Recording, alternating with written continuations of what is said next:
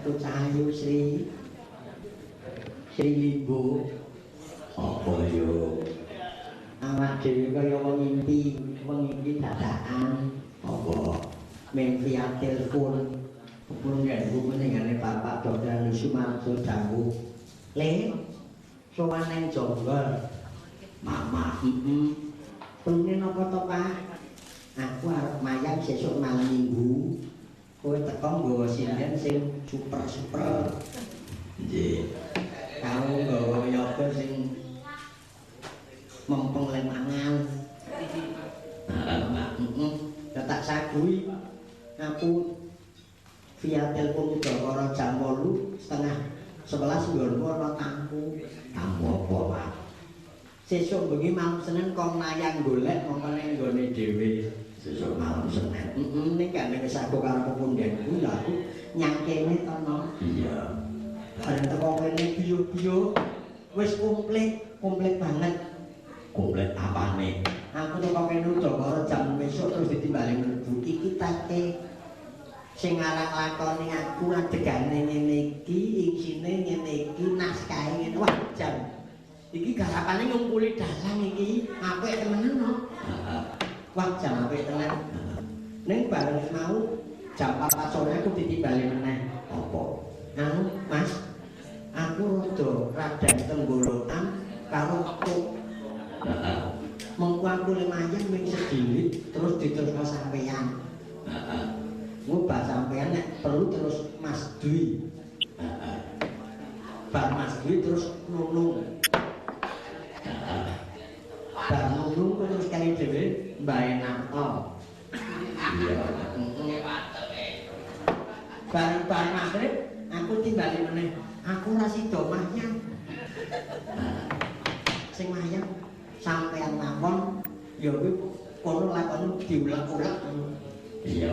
Jadi nyuwun pangapunten kalian para lenggah, para tamu sing rawuh ning sethithik udakara 14. Ning ngungkuli wong 1000 Sebabe wong 14 ning iki kegolong wong inti-inti wong berbobot, no? Para sepuh berbobot temenan tumarep kepentinganing bangsa lan negara. Mula mau sore dengan pepundhenku Bapak Sumarjo paring sesorah ngendikan sithik ning mentes tur lakon kok Kurawa Kunjara. Kurawa. Monggo Kurawa ki ana donane sak pengikute ngono. Dadi dadi Kunjara. Iki mengko. Wong tak maca ning kacamata tugel ngono. Dadi aku karo saking munggah panggung nggawa buku ning maca ora weruh. Ora ngono tulisan aku urip ning dhuwit ngono. Iya. Monggo ditimbali mau aku terus mbok menawa sesuk sampean kondur aku sing sare iki amplope ditompok ngono. Dadi hitung-hitung iki aku urung kemringit wis diparingi amplop. Aku perkara matur anu Pak nek kula amplop mboten mawon Pak. Kula mriki mboten ajeng nyuwun amplop sing penting insine ngono. Malah suwe-suwe kok seprabut, Pak. Iki memang aku teko kene karo nggawa cantrik kok tak goleki wayang ora ketemu. Apa ana sing ngrusuhi, apa ana sing jukuk tak goleki kok ora ketemu. Nang ndi ki cantrike? Mau ning kene tak boleh ngrekake. Kok dadi ora ketemu jajan. Iki penelitine malah ngrusuhi. Iya, Mak. Ya ora dadi apa, Mak. Ya iki pokoke malam iki malam hiburan. Panjenengane ora kagungan kersa apa-apa ya ning malam tirakatan malam umon. Mula wayang dilabuhi jam 09.00 mengko udakara nek iso jam 1 rampung. Sapa nek iso jam 11. No. Aja kesusu, Mak. Mengko iki kudu nganggo lakon cara kuno. Cara kuno pamane apa? Kelenane Pak Marjo ku ora kena keri sinom parijatra. Bar sinom parijatra terus pangkur parijatra. Dan nganggo parijatra. Kuwi kleru, Mak. Kleru. Karo duweke sapa? Ora ana kok pangkur parijatra. Pangkur iki pamane palaran. Oh, ora ngono. Ora. Oh ya. Saiki tak wiwiti wae karo ngenteni bapakmu. Awit mau kek adus bengi-bengi Bapak. Ora anggar krungu sino, bapakmu teko ndene. Ya, manut, Pak. Karo Agus ana ora no? Lho, Agus siap tampil ke depan ngono. iya. Monggo sinom mari jatra yuk. Larase sak kepenake. Slendro kena pilo kena. Dasar gamelane krungu kabeh kok. Monggo pesindene pirang-pirang kok jan. Neng pesindian sing isih mempeng. Sisih kono kuwi nek kono kulon berarti kono lor. Kidul. Derek tepung Bu. Assalamualaikum warahmatullahi wabarakatuh. Kok mikir ora kuwi? Mbok leye kowe di kenceng mau di ngetengke mawon. Nah. Nggih. Asma sing komplit Bu? Kawula. Nggih. Muji. Muji sinten Muji Rahayu? Muji. Oh iya. Oh nggahipun wonten pundi wonten Jakarta? Wonten Cipinang. Cipinang. Cipinang kalian anu nggih penjara. Leres Cipinang penjara. Mereka badhe kersa pinarak pinarak. Dadi wong-wongan to iki. Nang iki Bu saking pundi Bu? Kawula saking Ngayujo. Ngayujo. Ngayujanipun Daerah Berkah. oh sami kula nggih Ngayujo kula wonten perapatan ringin caket mualimin pira derajat. Wiji ta.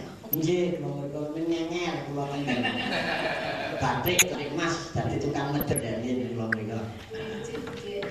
Pun pani berkah sinom kali jatra Bu.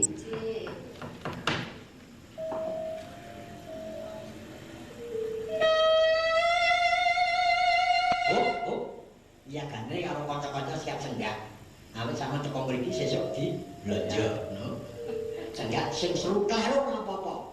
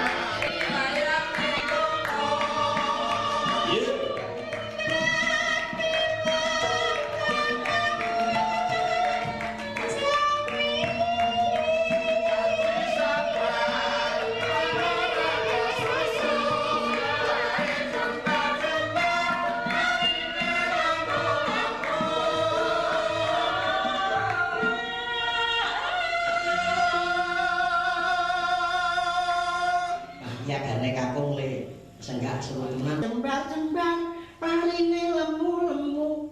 Saiki dibaleni swara putri kabeh. Monggo tak bani. 1 2 3.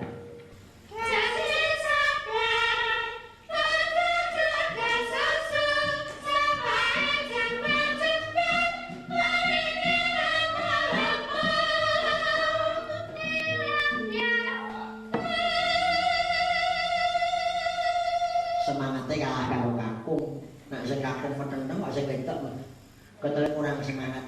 Sing sabar, ojo do kesusu, sawange jembar-jembar, parine lemu-lemu. Oh. Mbok sing rada kenceng rada tegas ngono. Tak suwun sing tegas. Putri kabeh. Ji, ro, lu. Ujine ora wong nembang ning ngajak padu. Iki yo ngiwuke kok. Nek dicalosi alon ora kersa. Nggih. Ketikane kapure ingkang sehat kok kalah karo sik kampung. Sakjane pun calosi yo lepat maneh. Nggih. Ngeten lho Bu. Dadi wong wedon iku kudu ngerti ngubah mosine sing kakung. Karepe kenceng apa kendho. Nek dong sing kakung kenceng sing wedok nendoni. Nek sing kakung kendho sing wedok kepiye bisa sing lanang kenceng. Niki ampun diasosiasiaken nggon sing kurno. Dadi kenceng pikirane kenceng karepe, umpama kok sing Kakung kok kondur saka kantor muring-muring mungkin ada masalah ning kantor. Sing putih kudu sing ngendhake, sing semeleh, sing sareh. Ngoten. Kosok bari sing kakung kondur saka kantor. Lah kok sing putih kata gelas dibanting mak komprang apa-apa tabraki sing kakung ya sing sareh. Dadi asosiasiane aja nganti nggon sing mengkono-mengkono. Iya. Yuk diteruske.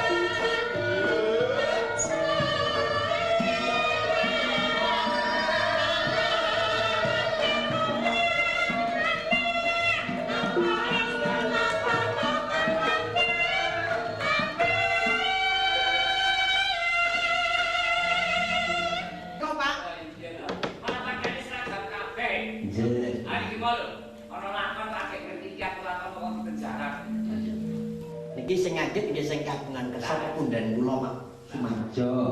Lah iki kok kangge kowe iki dak jiwa mahal kok ora iso tak kandhani. Nggih. Jiwa mahal mongko perjuangan. Lah Niki wong kersa dadi dalang tetep dalang yoni dalang pintan. sayane wis kaya rada tuwa saiki. Sapa kira-kira iki Joko, oh kira-kira bojone iku. Tenane. Nek yo ora saiki cukup siji kok. Nggih, alhamdulillah arep pira-pira sing penting nyukupi kula wargane ayem tentrem keluarga sakinah mawaddah warahmah alumah. Amin. Nah, lha momen wayangan meneh kok. Mun rampung jare Bu. Monggo. Monggo. Nggih pun telasaken ndak dadi saka wadah.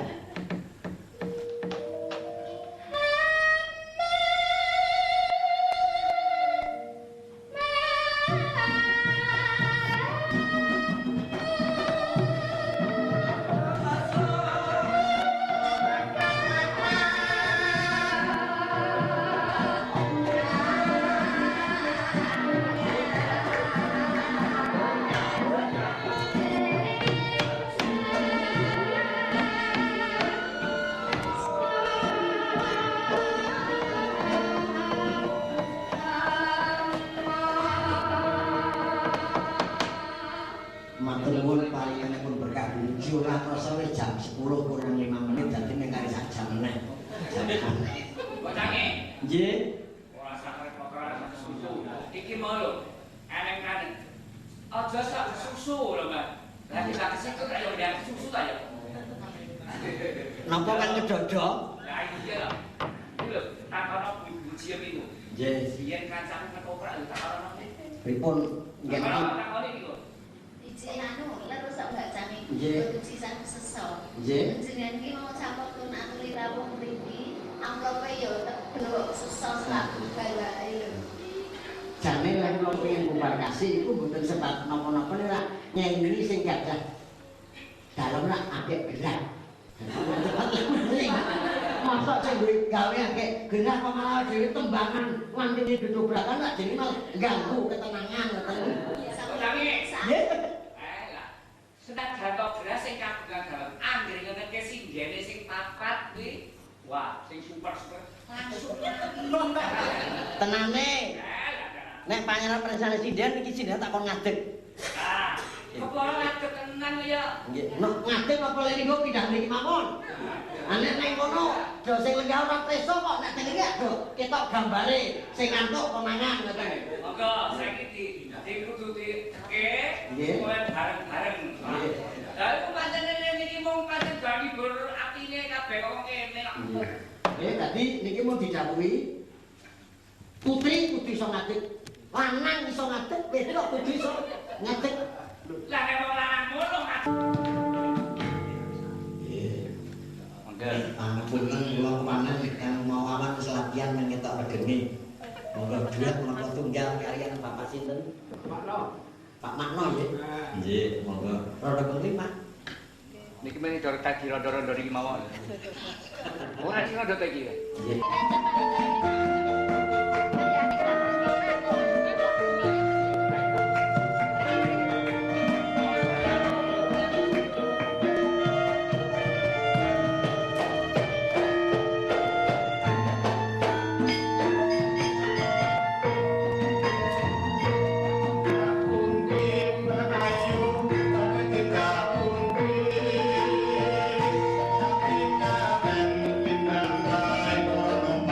Thank you.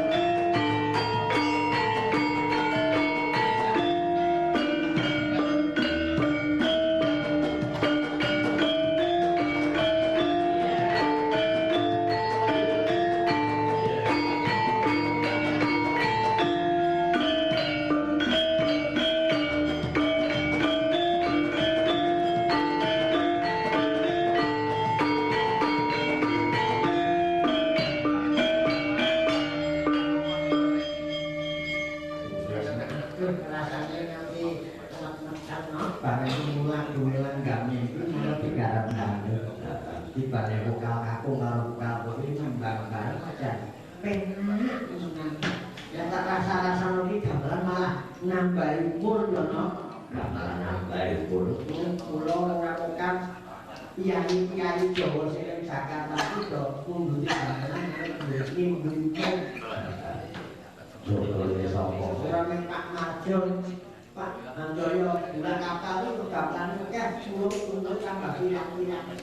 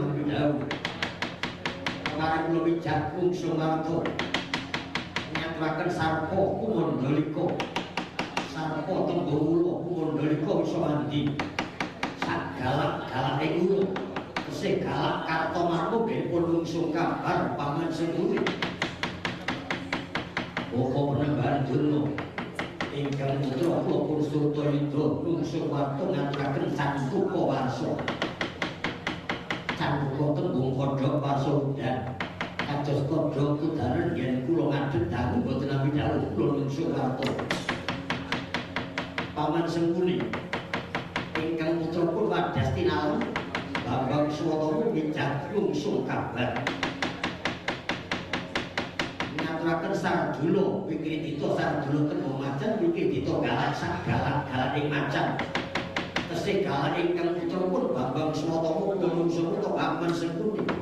Pilih, Mbak. Cai Mbak. Mbak, poni Mbak. Kemudian bulan demokrat hidup sebentar Mbak.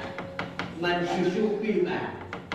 Pulau ngaturakan Sarpo ulo Mbak. Sarpo ulo galak Mbak. Sak galak-galak ini ulo itu galak ulo ini wonten panganan Mbak. Susuki Mbak. Mengko anak-anakku Kurawa Ngastina Tirta Kartomarma Surta Nyegara Surta Modelo katulan kabeh satampi iki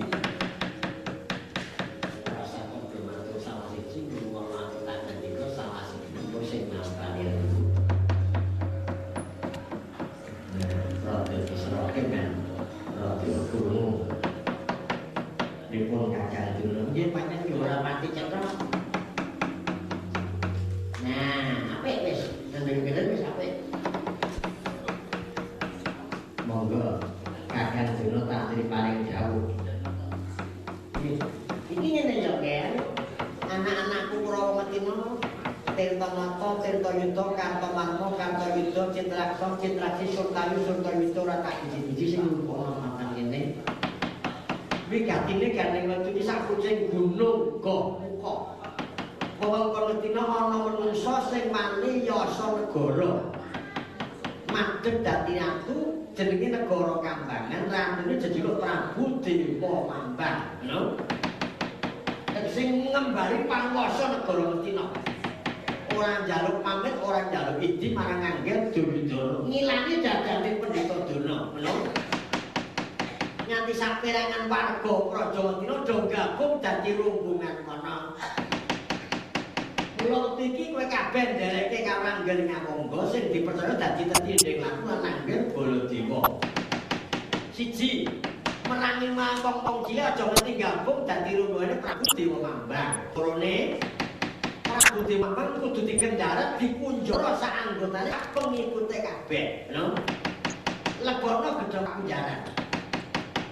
Awit dimelet engko mundak dadi bakar negara Ngastina. Yen mekaten keparipun Bapak Mbaduna nyepeng Prabu Dewa Mambang. Wis turun kabeh sampun. Niku Padya Ngastina tanpa ilangan. Boten namung para raja, para brahmana, para ulama, para pendhita gabung kalian Prabu Dewa Mambang. Nah, kuwi mula iki kabeh tak dawuhi ngrakit gaman pusaka pinanti nek ora kena dirmu kalus nak perlu dimasak Prabu Dewa Mambang ngono wae. Nggih, sendika. Nah, wis kudu gawe kakang Pendhita Dana. Nggih. Kula enggak budalan apa mboten? Rasa budalan macam-macam. Sing penting ndang menyang cek-cek ayo do mangkat nggih. Nggih, bagus niku.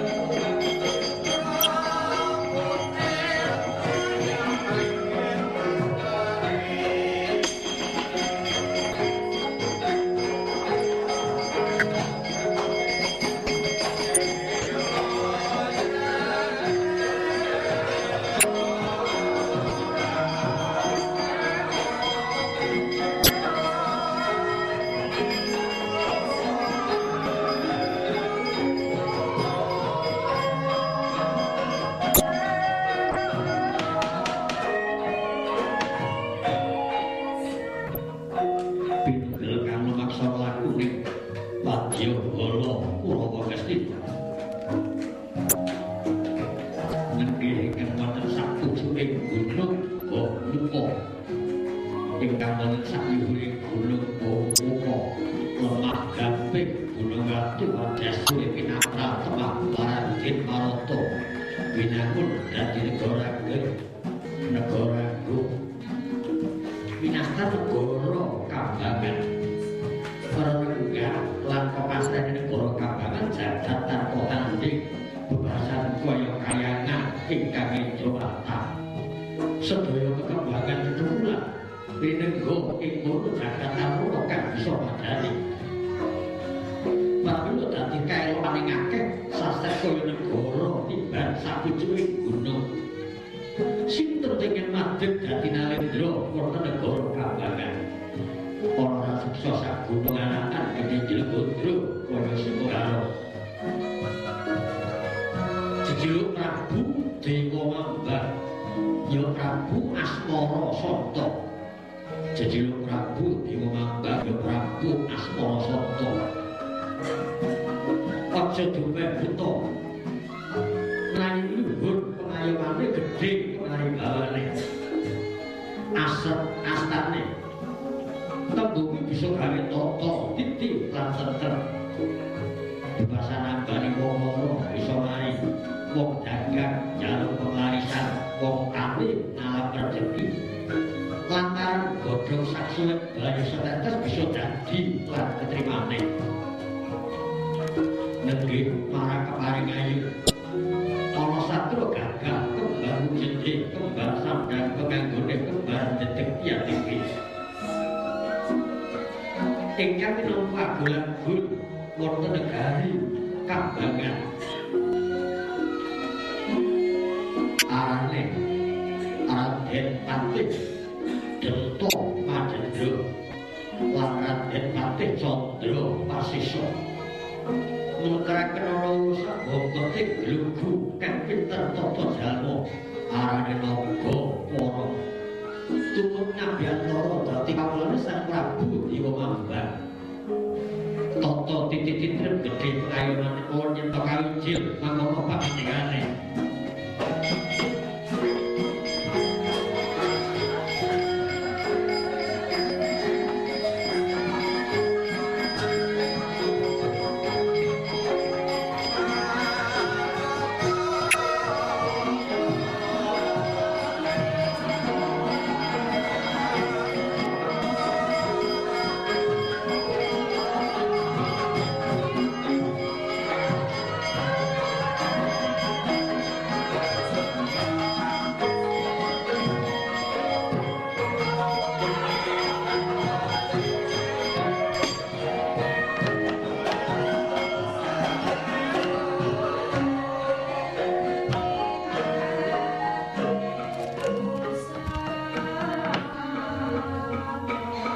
Sapunya satoto lenggah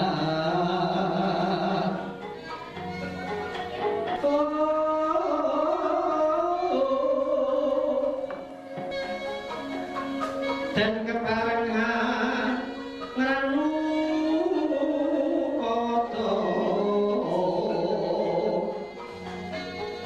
padaning sinara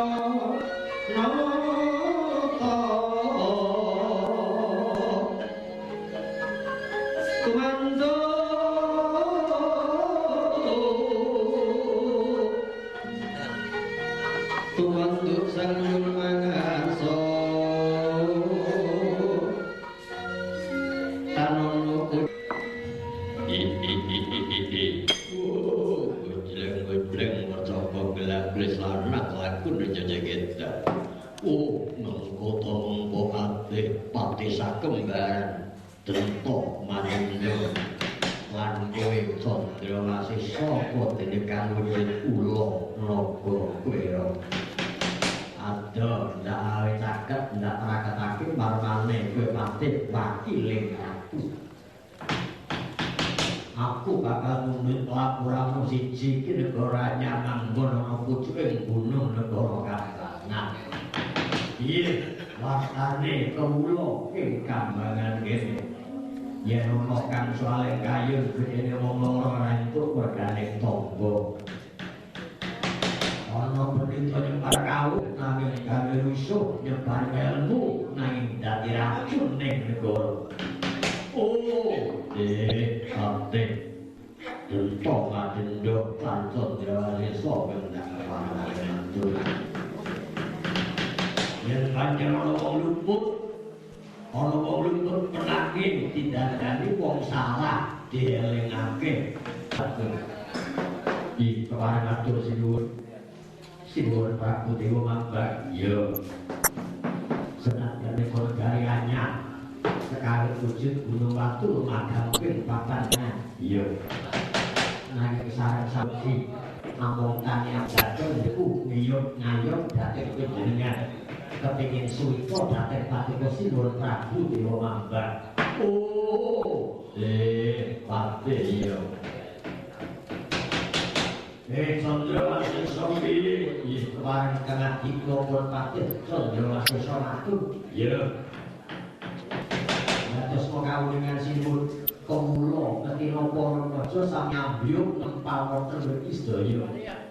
Kepingin gabung manunggal kawula wonten kambangan. Sebab awit dados kemula ngastina paring muda taman pasinau golek pegawean ora malah dados gelandangan damel nerusuh.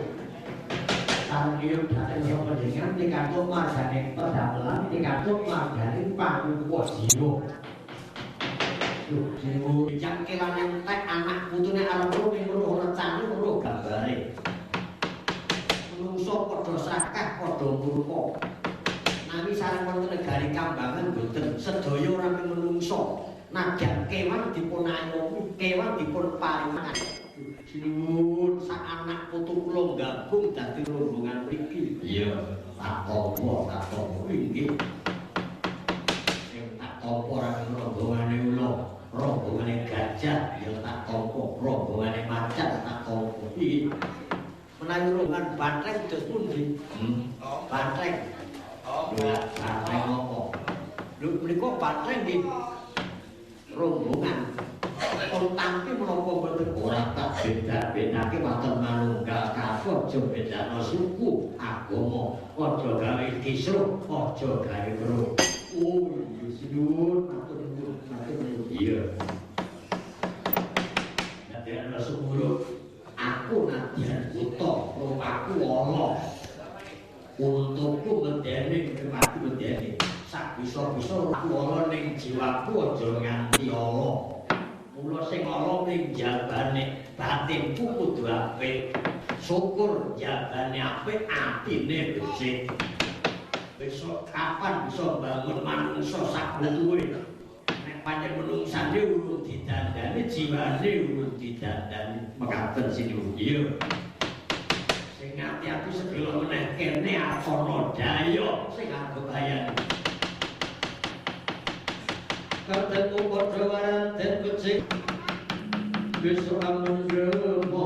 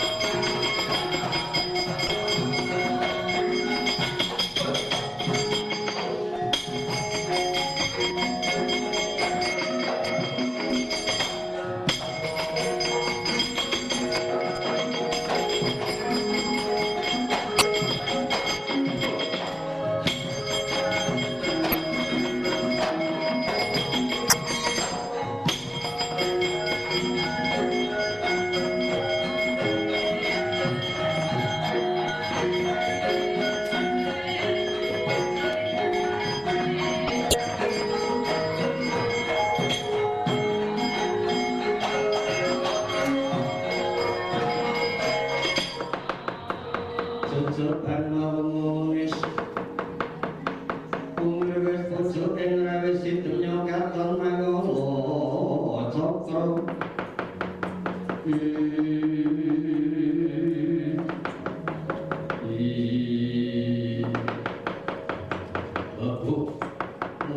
gunung muko katon kebiar regane apik regane saro apik kembar kaya kayangan jonggring sloko mongko biyen iki isine ning alas jung 5.000 ning isine ning wit rambutan karo wit jember aja kerjane pete lha kok saiki dadi ana manjung gereng api ora ilo potongane ana pancurane nek miting glebiar sapa kowe takon karo aku iya ngaku dhisik wong ndi jenengmu sapa prajurit Ngastina kadang dalem pokok Prabu Jayadana aranku Temenggung Durjaya yo kowe sapa Patih dalem negara Kambangan Patih negara Kambangan iya sapa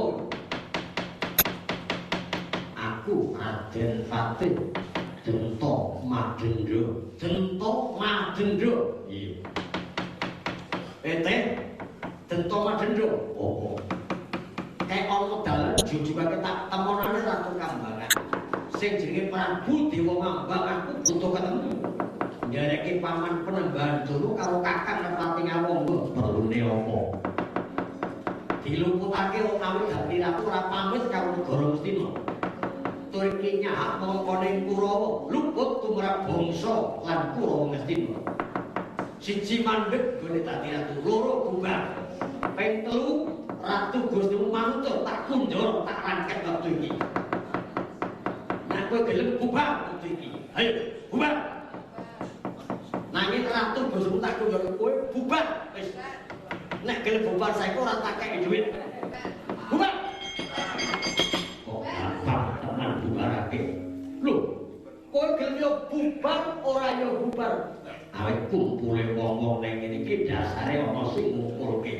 sing ngumpulke sapa sing ngumpulke batine dhewe-dhewe rasane adem rasane ayem atine tentrem awet kemula mesti kok bareng ketiga dawa banyu adus ora iso ngombe ora entuk banyu wong loro ora entuk tangga cincine wong padha taburan bocah sekolah padha gontok-gontokan sing yang rebut kursi rayaan bodoh rayaan donya ning bar ning Kambangan wong loro entuk tangga bocah nganggur entuk pegawean atine adem atine tentrem kumpul dadi punggawa asbel ora mandel kowe ngiming-imingi ngono tekan nggon jeromu mesti ana kowe ngerup warga Ngastina biyen penduduk pirang-pirang do lunga kontrak ning kene kabeh di Gustimu kunjarane rangkete tangan loro bisa ngenjara Gusti iso nglangkai bangkeku lho kowe wani karo aku genep papat ora ngerti watak pisan ora ngerti aku galuh-galane wong Ngastina iki preman Ngastina ta omong warok jonggol ya aku iki wani karo aku bedeni apamu kowe ora usah tanding karo Agus bisa menang wis tong-tongan melelet sembelinting bubar gelem bubar bubar kowe lha ora gelem bubar pancen urung dikai amplop ora do gelem bubar reno pangindapun kali jaduk dadi mecah kowe